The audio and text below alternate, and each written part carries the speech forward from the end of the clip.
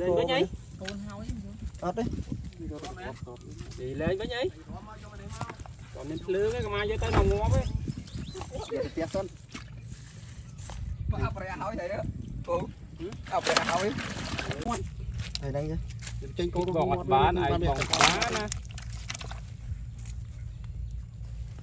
anh mà thầy cả lóng chọn sư lắm nó lên chuyện thôi chả miên một bông ba này đó khai nó mình có theo khai nó mình có cái phệ thế ní bán từ lấy bán so manh so một ngày lắm không phải lệ đá rồi bòi đâu lẹ cồn đấy cần lẹ không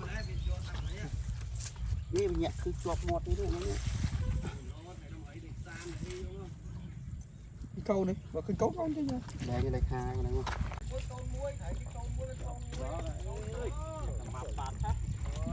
nghĩ mới thổ thọ ta đại với tay tròn chẳng cái trong pì sai đấy mà tôi nhục tôi chứ kia được mấy mán này nó cái gì cô mán thọ thắng là tôi nghe không ăn phần đây đâu mấy con bưa lắm không gồm cú không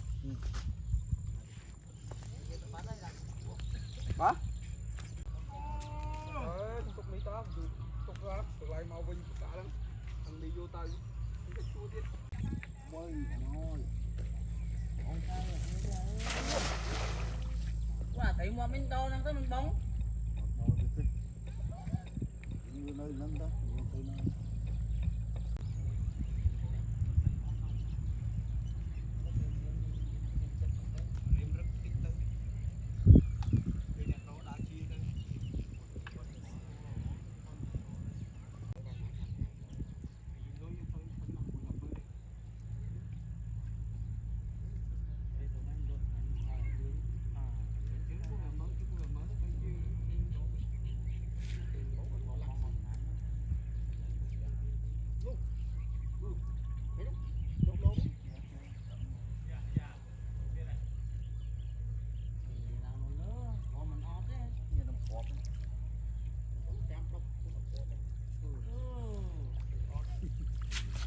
mùi lâu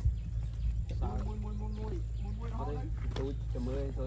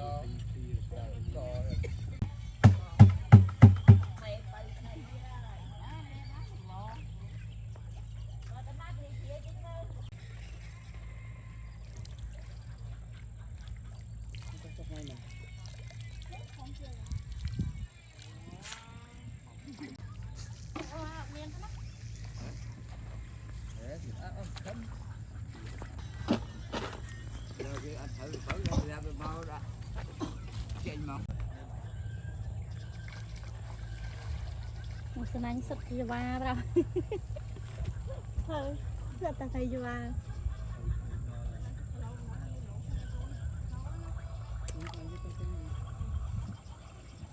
bởi mến được con canh đầu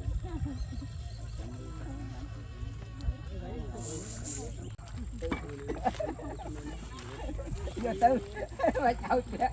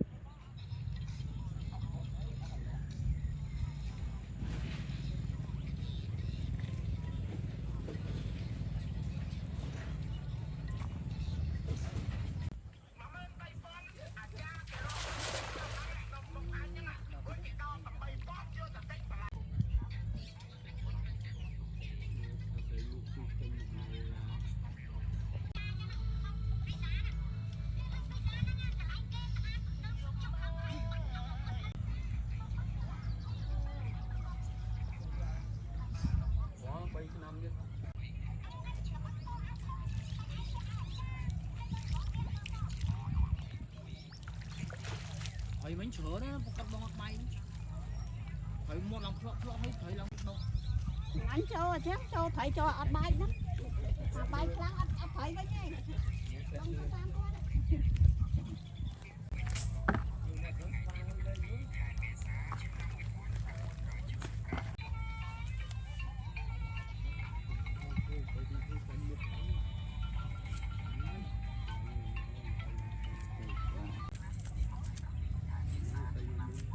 nó thấy cho đam máu rồi.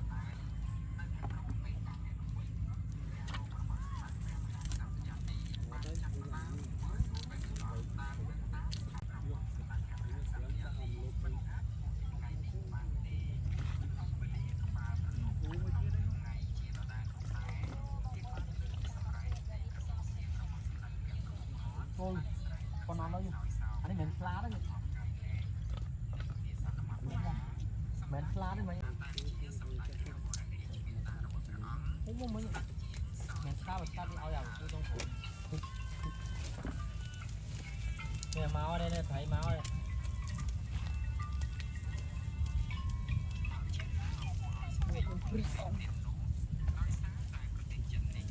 Lá đây. Đá thì hay khum đấy này. Hả? Đá thì hay để khum đấy. Khum thì ông đi nó khuếch trong phổi. Mình slap nó cái lâu ra mình cái này mùi không luôn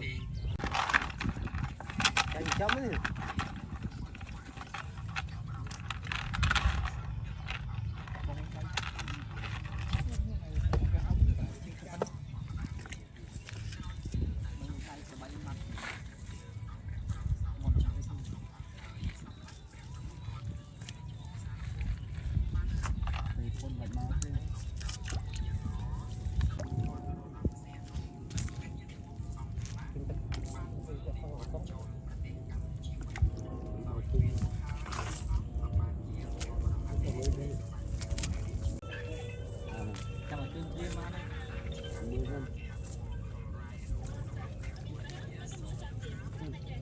trăm bê này Nó xoa nó con chanh. cô cái cho thức bông